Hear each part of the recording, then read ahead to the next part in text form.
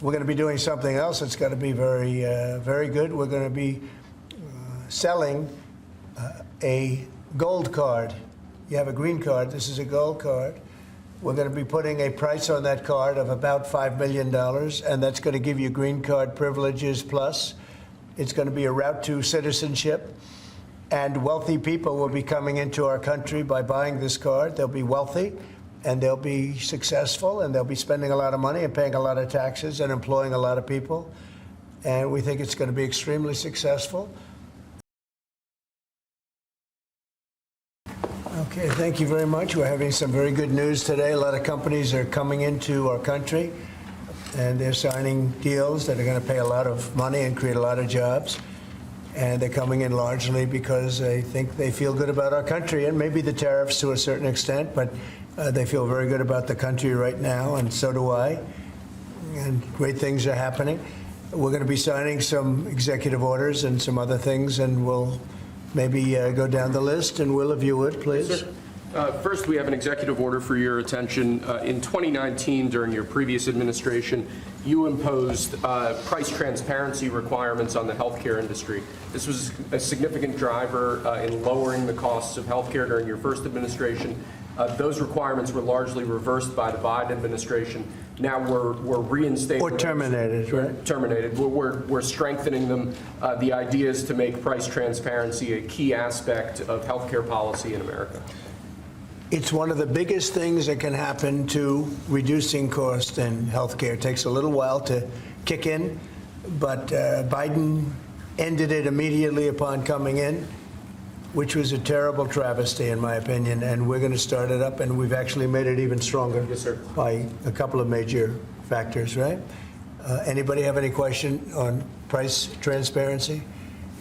It allows people to go out and negotiate and price, and you're not allowed to even talk about it when you go into a hospital or see a doctor, and this allows you to go out and talk about it, and it's actually one of the biggest. There's a couple of people that actually going back a long way that feel that are real pros in the industry feel this is the biggest thing you can do for cutting prices, and it certainly is one of them.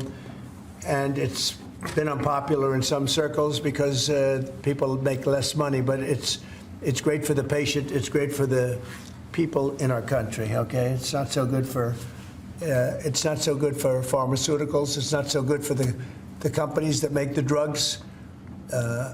And I guess you could say it probably isn't so great for hospitals, but they say that if you have a great hospital that's really knows what they're doing, it's actually great for a hospital because everybody wants to go there.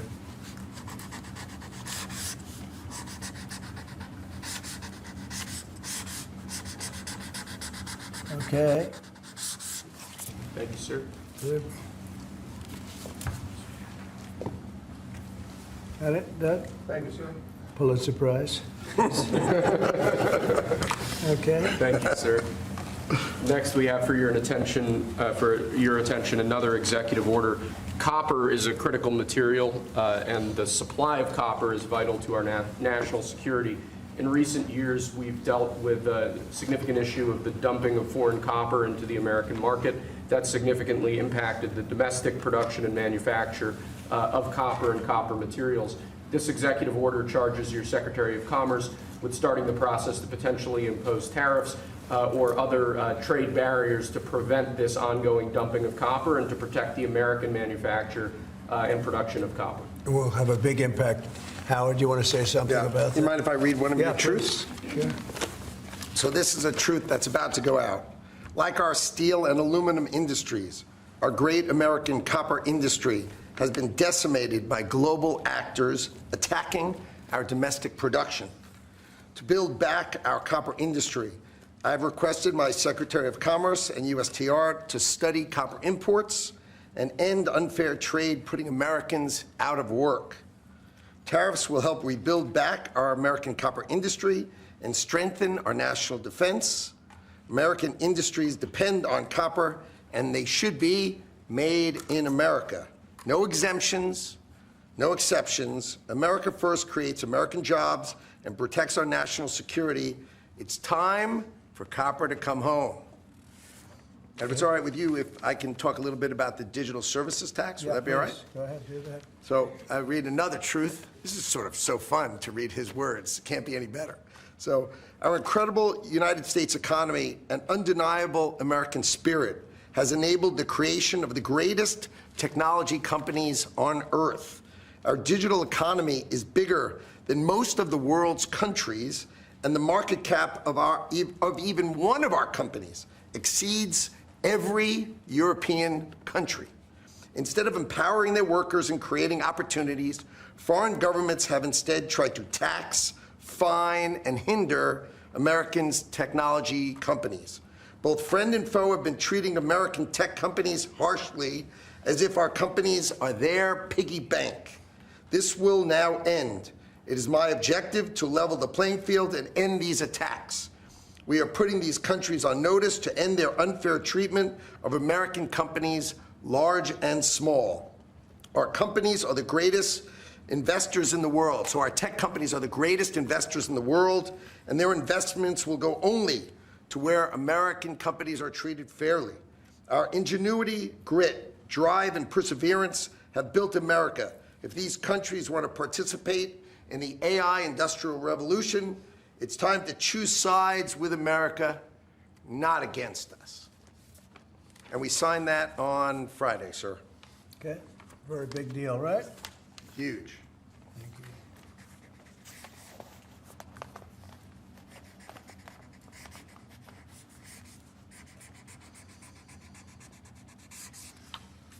All right, and that's a very big one that Howard just read. But they're both big. They're all big. We're only doing big ones. Okay? Thank you, sir. Mr. President, is that the culmination of ongoing conversations that you've had with your counterparts, this particular executive order? Which one, last or? The one that the No, Congress Secretary the digital tax is taking place all over Europe. They're taxing us, and they're doing other things. They're suing all our companies. And if that's going to happen, we want to be the ones that sue, not them. And they use it almost as a form of running European countries, and the EU in particular has been very violent in its lawsuits against our companies, and frankly, very violent and very bad to our airlines. I've gotten calls from the heads of airlines saying they stop in Europe and they're getting charged all sorts of taxes that they never even heard of. They stop and they're getting fined and charged, and they do it only with American companies. They're not doing it to other countries, so we're stopping it. And we have another thing, we have another step to go, and if they don't shape up, as an example, Apple has had to pay like $17 billion in a lawsuit that nobody thought was worth anything.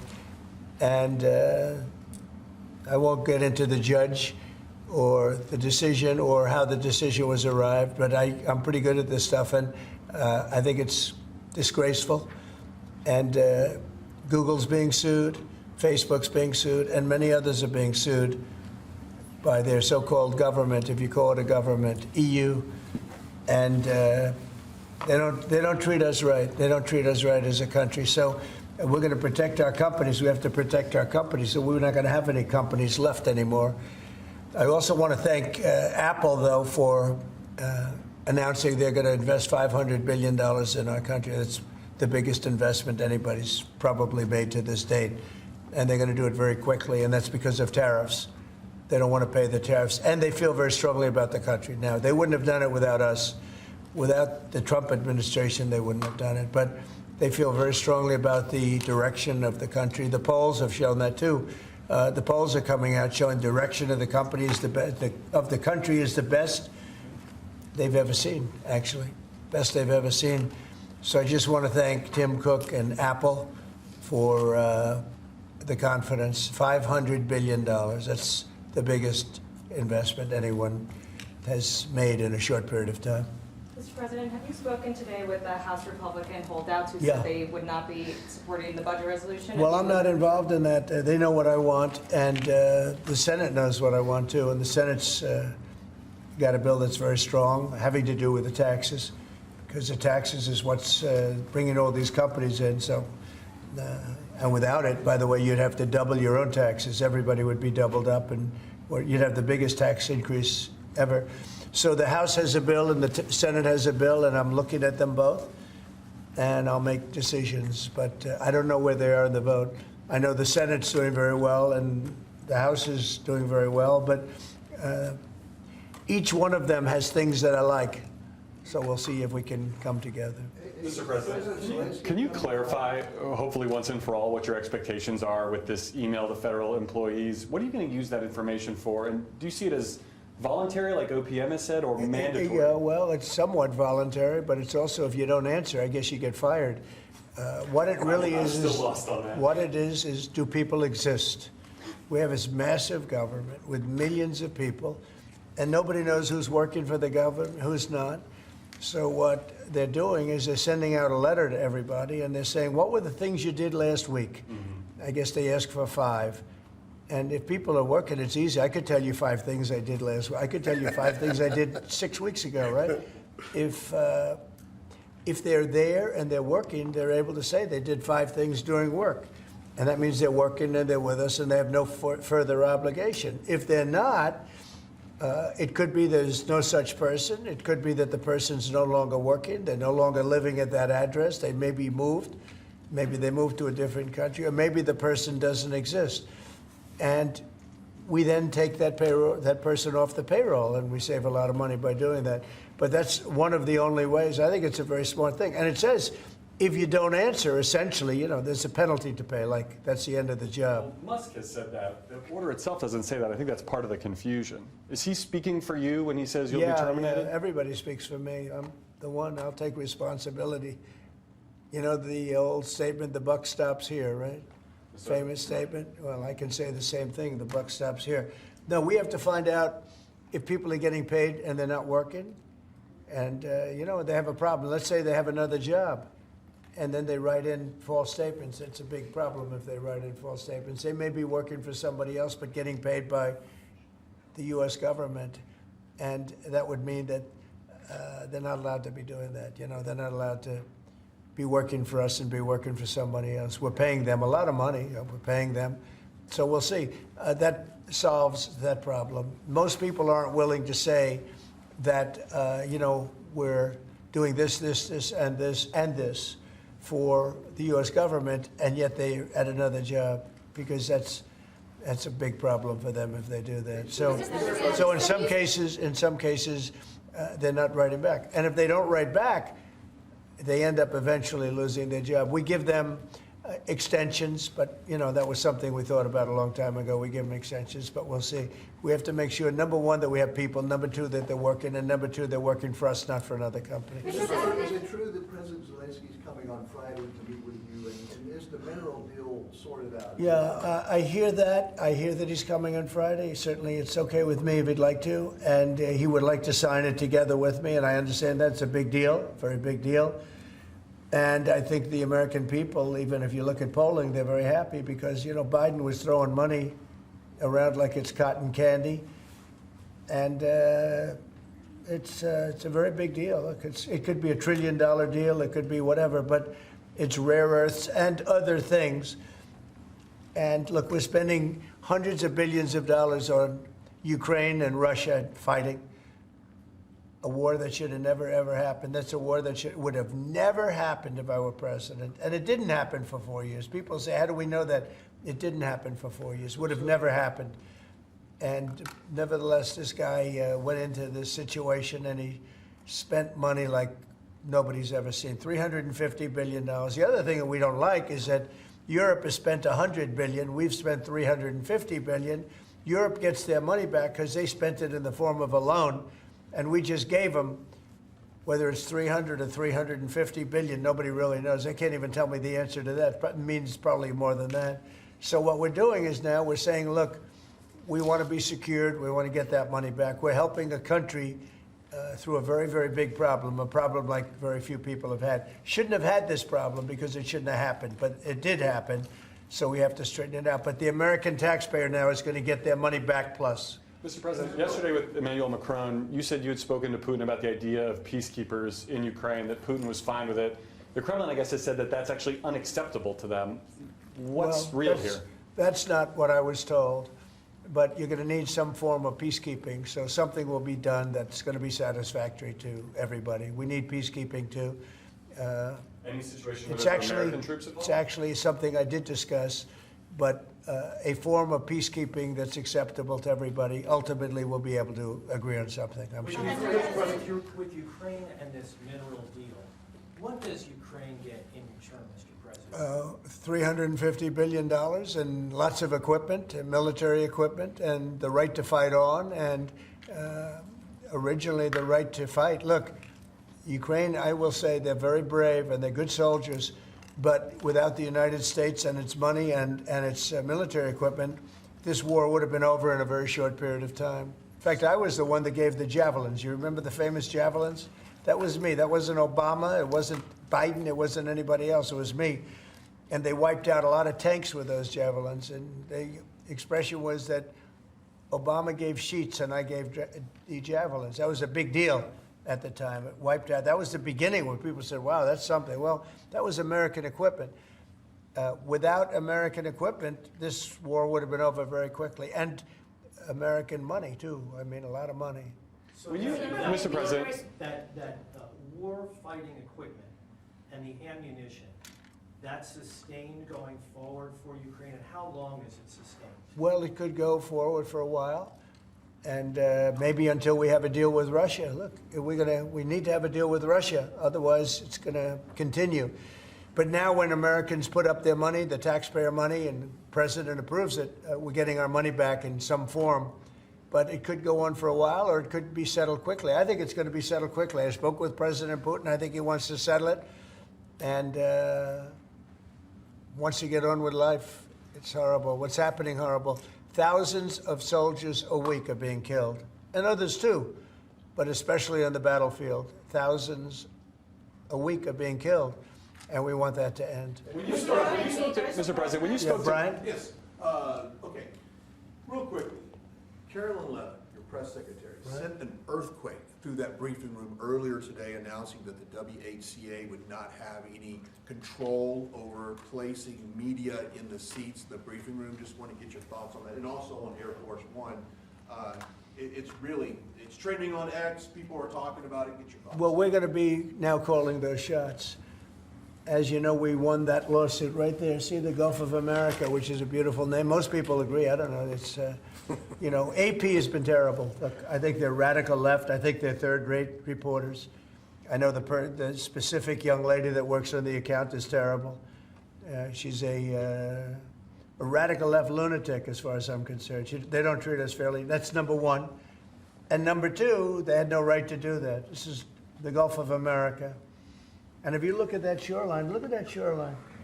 Look, from Florida, well, most of it is, it's called America.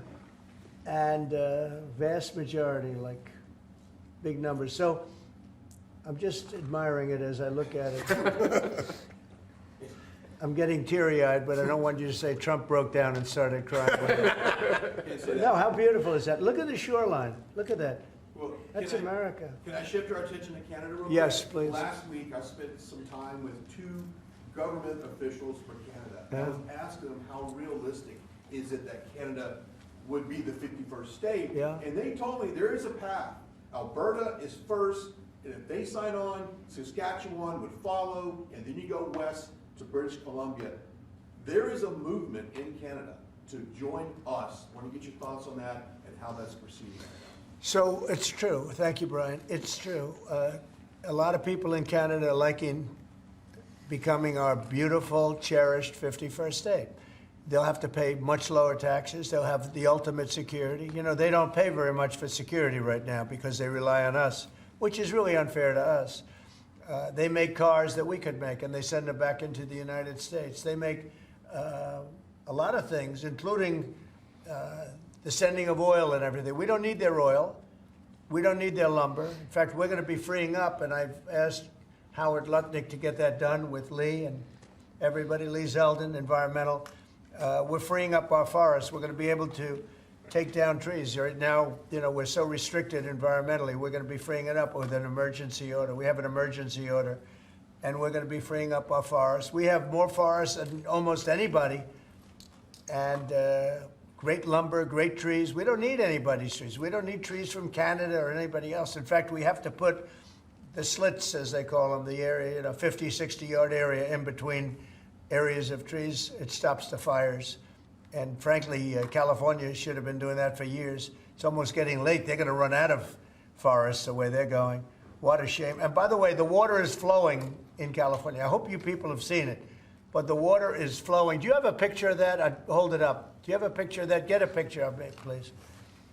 You know, we had a little skirmish in California. I can't believe we had to do that. But we opened up the water in California. The water was flowing into a place called the Pacific Ocean, which for the Pacific Ocean is only a drop.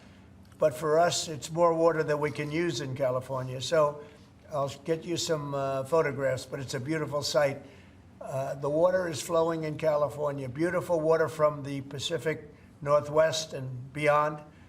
And it flows down, and instead of being routed out to the Pacific Ocean, and this has been going on for 20 years more in order to take care of a certain species of fish, which wasn't doing very well without water, I can tell you. So that's a big deal. It's like not reported. It's incredible. But California has a lot of water. That's going to take care of farmers. It's going to wetten up the land. And it's going to go all the way down to Los Angeles, where they have curfews on water, where they have all sorts of blocks on water. You can only use so much. We're going to put until just recently, they were going to put a number of gallons per person living in a house in Beverly Hills on water. You're not going to have that problem anymore. Do you have a picture? Let me just see what that looks like. How beautiful is that? Look at that beautiful water flowing. Look at that. That's coming in the dikes and other means of transportation. Isn't that beautiful? Who would believe that? That's all water they could have had. I went to the governor during my first term and I said, why don't you do this? And they said they have an environmental problem with clean water. If this water were there, you wouldn't have had those fires. You had sprinklers. They make people put sprinklers in the ceiling of a home, and they had no water in them. With this, they would have had a lot of water in them. They would have all been full. That would have had you would have had a whole different deal down there. You probably wouldn't have had a fire, but if it was, it would have been small, would have been put out. You had the fire hydrants not working in California. So it's a beautiful site. These are canals that were built. These were all built.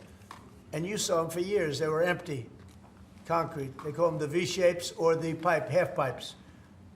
And they're shaped different forms, but they're shaped, and they rush down through the farm areas where the farmers can take it and down to Los Angeles. And they were sitting empty for years.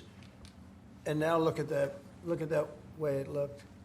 It wasn't easy. We had to be very unfriendly to get into those areas. We opened it up. Mr. President. I essentially attacked California. Can you believe it? I attacked California. Let's go. At the outset of your administration, sir, you committed to ending the weaponization of government, to holding those accountable who participated in the weaponization of government. Hold it. This is a good one. Is everybody listening? Deranged Jack Smith. We're going to call it the Deranged Jack Smith signing or bill. Go ahead. One law firm that provided pro bono legal services to the special counsel's office under Jack Smith's leadership was Covington and Burling. As a result of those actions, we're now going to be suspending and putting under review the security clearances for the attorneys and employees at that firm who worked with Jack Smith's team. And we're going to continue holding the people who were responsible for the weaponization of government and who supported it accountable for what they did. And you'll be doing this with other firms as time goes by, right? We're looking at sort of the whole panoply of options. The weaponization of our system by law firms, even pro bono work they're doing just in order to clog up government, stop government. And nobody knows about it more than me. And hopefully that'll never happen again. So that Covington and Burlington? Covington and Burlington.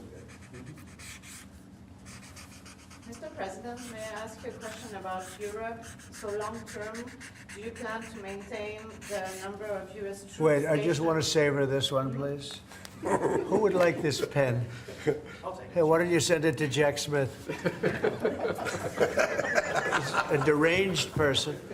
Mr. President, what do you say to people who worry that targeting an individual firm or individuals who, aren't Jack Smith for Excuse his me, actions? I've been targeted for 4 years, longer than that.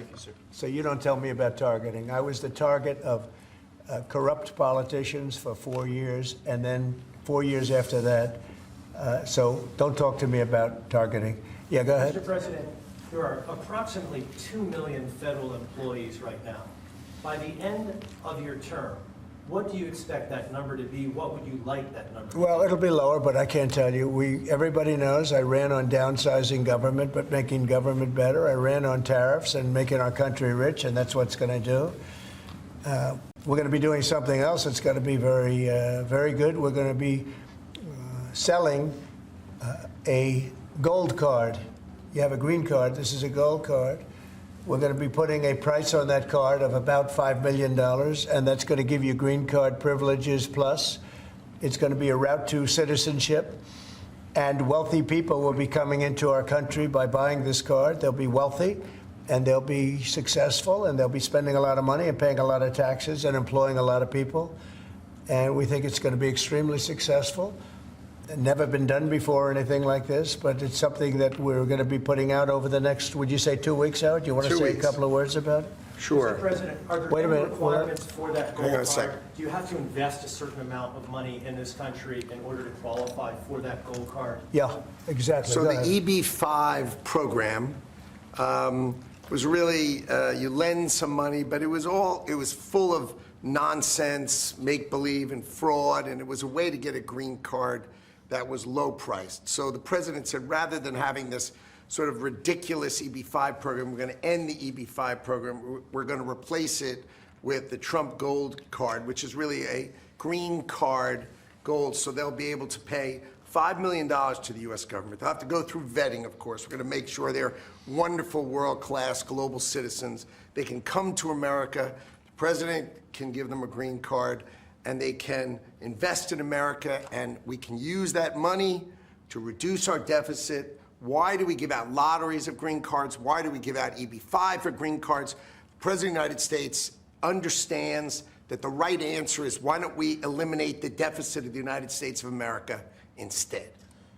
The gold card, well, millions, but the gold card will bring in with it people that create jobs, very high-level people.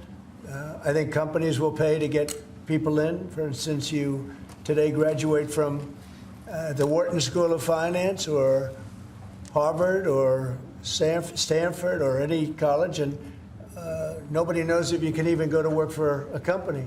So Apple and all these companies that want to get people to be working for them will be able to buy a card, and for the people that are number one in their class at top schools, I see that as one of the things. But generally speaking, it'll be people with money and people that create jobs, and they won't have to pay any tax on income outside of the United States, which they're not paying right now. They're not citizens, but they'll have to pay if they create jobs in the United States. They'll pay full taxes like everybody else. So you're getting big taxpayers, big job producers, and we'll be able to sell maybe 1 million of these cards, maybe more than that. And if you add up the numbers, they're pretty good. As an example, 1 million cards would be worth $5 trillion. $5 trillion. Wow. And if you sell 10 million of the cards, that's a total of $50 trillion. Well, we have 35 trillion in debt. That'd be nice. So we'll see. But it could be great. Maybe it will be fantastic. We have it all worked out from the legal standpoint. It's totally legal to do. Hasn't been done before. It's been done in many different forms. We give them away. Why should we give them away? We shouldn't give them away.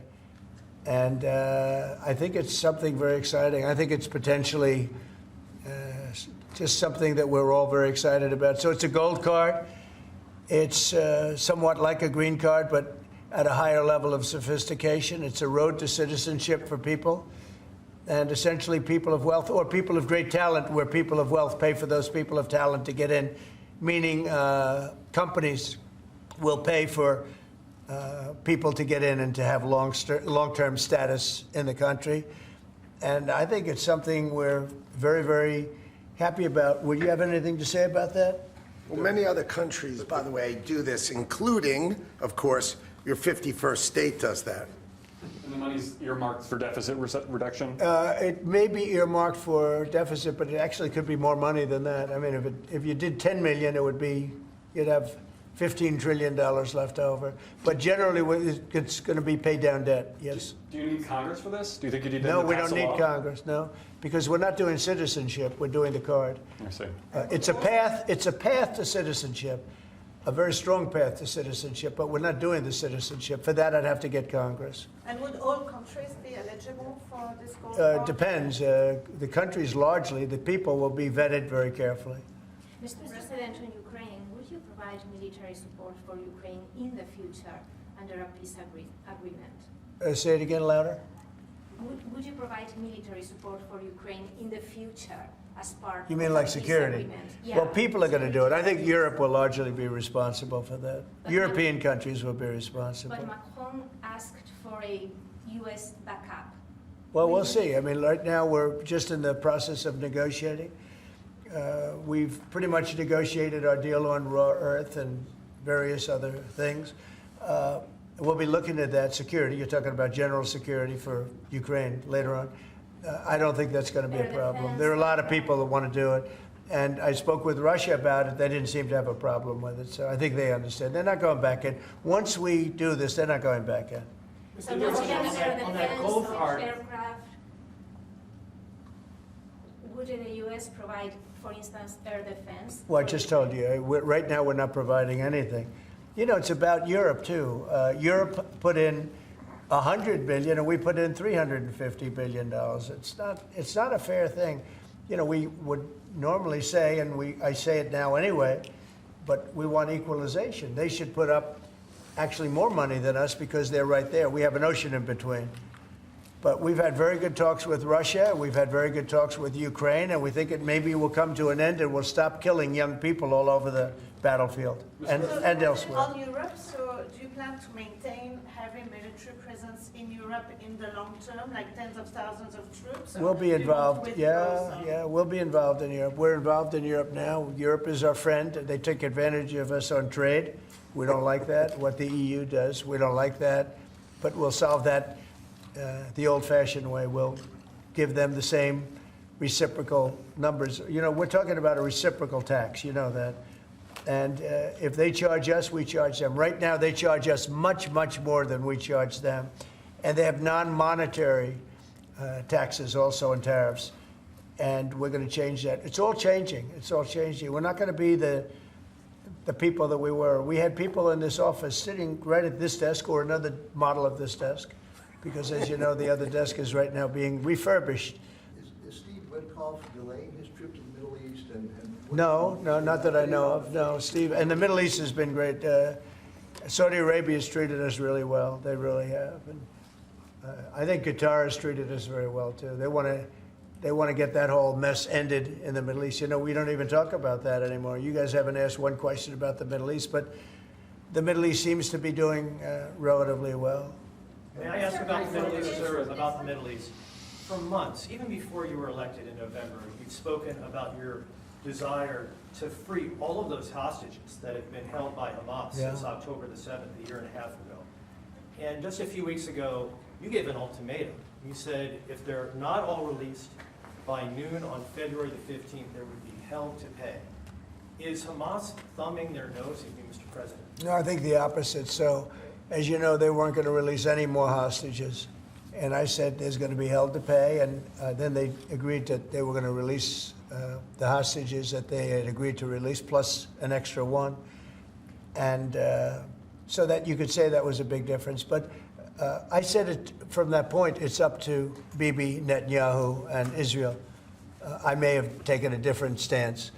But they did release, they went back to releasing the hostages. But if you remember, they said we weren't going to release any. They've totally ended it. And I said, well, they're not going to release any. They'll be held to pay. And but the rest is really up to him. What I may have done it differently than him. It's not my decision. It's his decision. But they did release all of those hostages. So. Mr. President, when you spoke to Vladimir Putin, did he raise or did you discuss at all the possibility of a minerals deal on the Ukrainian land that Russia now controls? I didn't discuss it, no. I'd like to buy minerals on Russian land too, if we can. The rare earth. They have very good rare earth also. They both do. I would say that. And oil and gas. Look, it's a great thing. If we sell this, it's great for Russia too, because we can do deals there. They have very valuable land that isn't utilized. So something like that could take place, yeah.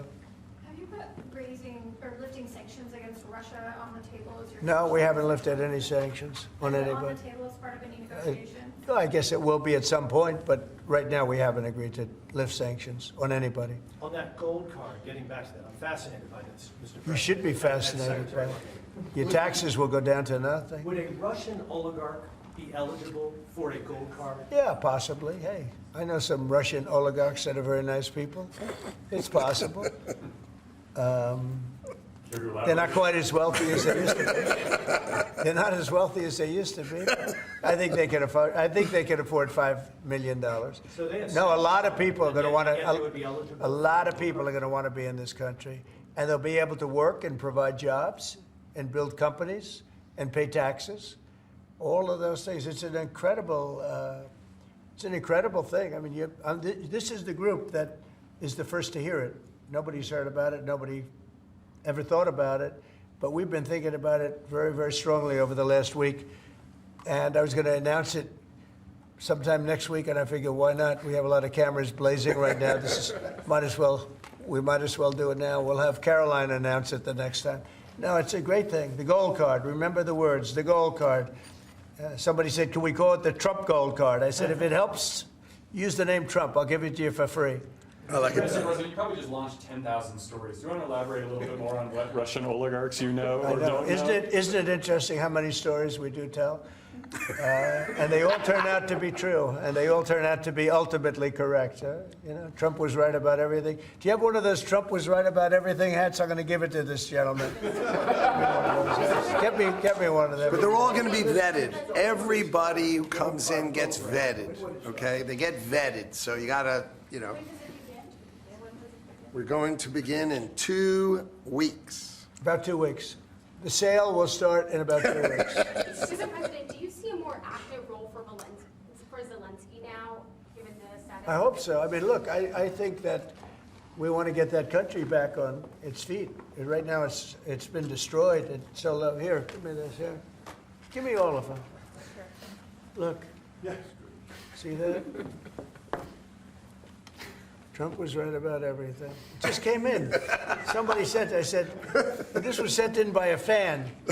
I said, I think we should make some of them, right? But we were, pretty much. You want one? I'll pass. Are you allowed to take one? Because not. he'll consider it. I know him well. He's sort of a stiff. I said you were right. Brian, you're not a stiff. He's sort of a stiff guy. You know? He'll take other things, but not a free hand. Always say yes to the president. Always say yes to the Would president. anybody like one? Mr. President, an easy question perhaps for you. Maybe it's difficult. I'm going to ask you this question about the Who do you work for? I work for 2 news organizations. Who? I work for 2 news organizations. Yeah, who are they? I work for Gray Television, America's second largest broadcaster, and I work for iHeartRadio. So there you go. But let me ask you the easier, tough question, Mr. President. The Philadelphia Eagles won the Super Bowl. Are they being extended an invitation? They will be. We haven't yet, but we will be. I thought it was a great performance by them. And absolutely, they'll be extended that invitation. Would you do that right away, by the way? We'll do it right away. We're going to do it sometime today. And they deserve to be down here, and we hope to see them. We have a lot of teams. We just had the great hockey team, as you know, Florida come here. We have many of the great athletes come that win things. What's the main obstacle holding up this PGA Tour Live Golf? Well, they have to get together. You know, they've had a lot of discussion back and forth. They both are meaning well, and a deal will ultimately happen. I think it'll happen pretty quickly. It'll be nice to see the golfers, the best golfers, be able to play against each other. What's your role been in this whole process? Just to help expedite it.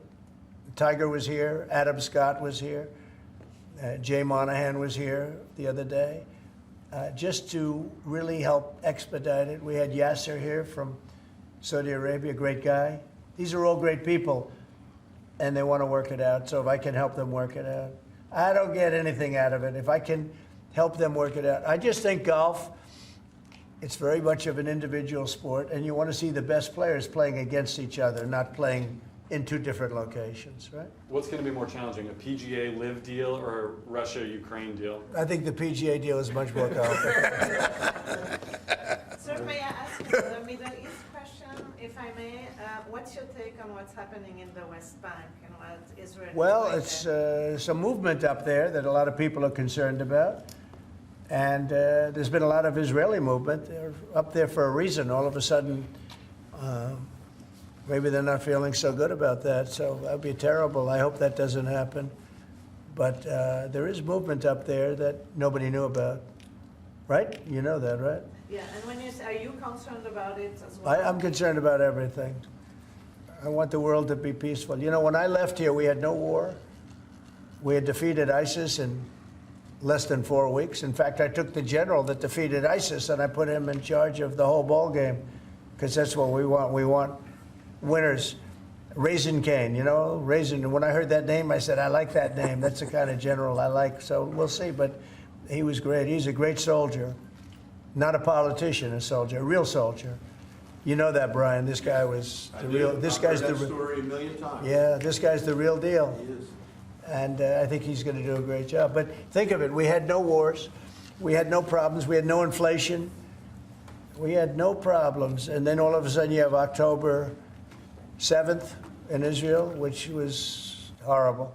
And then you see what happened with Ukraine. Russia would have never gone in if the election weren't rigged. It was a rigged election. The 2020 election was rigged. And we got out of it. And you see what happened. You see what happened to our country. Inflation, Afghanistan, that horrible withdrawal from Afghanistan. I think when Russia saw what happened in Afghanistan, they said, wow, it's a paper tiger. We're not a paper tiger. We are the strongest military force in the world. And by the way, Pete Hegseth is doing a great job. But we didn't have wars. We didn't have inflation. We had a strong border. We had everything going good.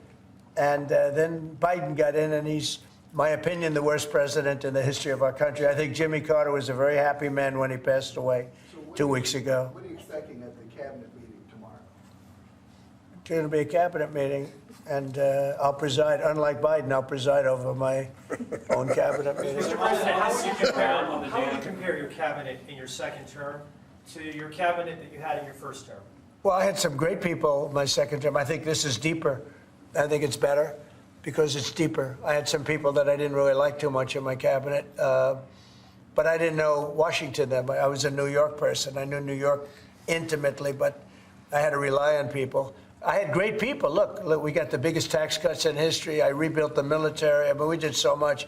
We did unbelievable. Even right to try. Somebody was saying today they were saved by right to try. We did right to try medically. We did transparency medically. That was a big thing, but Biden canceled that one. He didn't cancel right to try, which is interesting. He didn't cancel Space Force. He was going to cancel Space Force. Space Force is turning out to be invaluable. Amazing. We created Space Force. But think of it. We rebuilt our entire military, and now we're going to have to patch it up a little bit again because of what's happened. No, this was a grossly incompetent administration. The only thing they were good at was cheating in elections and the weaponization of government. Thank you very much, everybody. Thank you, guys. Thank you. Thank you, guys.